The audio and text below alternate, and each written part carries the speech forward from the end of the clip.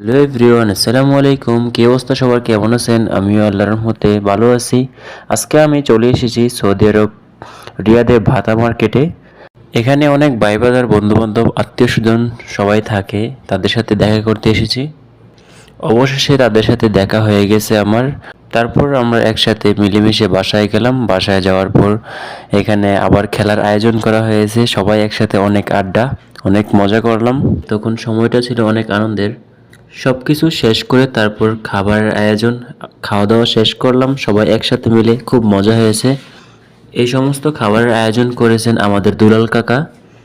সাথে সাথে আমরা খাওয়া দাওয়া শেষ করে চলে গেলাম ঘোরার জন্য। ভাতার পাশেই একটা বড় পার্ক আছে, সেখানে চলে গেলাম। আসলে বাঙালিদের ভাতা মার্কেটটাই একটু অন্যরকম। সেখানে কম দামে অনেক কিছু পাওয়া যায়। বাঙালি সবাই ভাতা মার্কেটে গিয়ে কম দামে অনেক কিছু কেনাকাটা করতে পারে।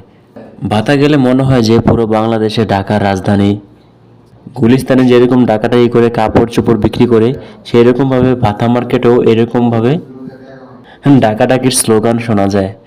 এই ডাকাডাকি স্লোগানে মনে হয় নিজেকে বাংলাদেশে চলে এসেছি, রাজধানীতে। কিন্তু পরে দেখি না, এটা সৌদি আরব রাজধানী ভাতা। সেই সময়টা আমরা অনেক ঘোরাঘুরি করলাম।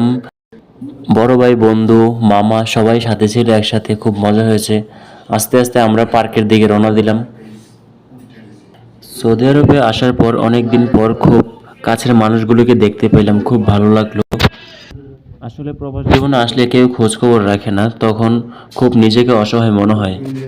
যদি কাজের ফাঁকে ফাঁকে মাঝখানে যদি যাওয়া যায় প্রিয় মানুষদের সাথে দেখা করার জন্য, তখনই খুব ভালো লাগে।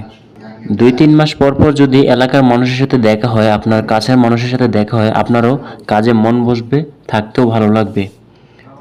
তখন আর মনে হবে না আপনি প্রবাস জীবনে এসেছেন। আমরা চলে এসেছি পার্কের পাশাপাশি।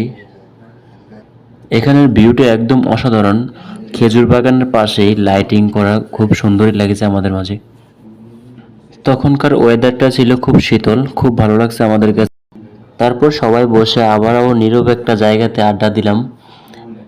সেখান থেকে আড্ডা দেওয়ার পর ধীরে ধীরে বাসার দিকে রওনা দেব। আজকের দিনটা ছিল খুব আনন্দের, খুবই ভালো লাগছে আমার কাছে। ওকে, সবাই ভালো থাকবেন। আল্লাহ হাফেজ, আসসালামু আলাইকুম।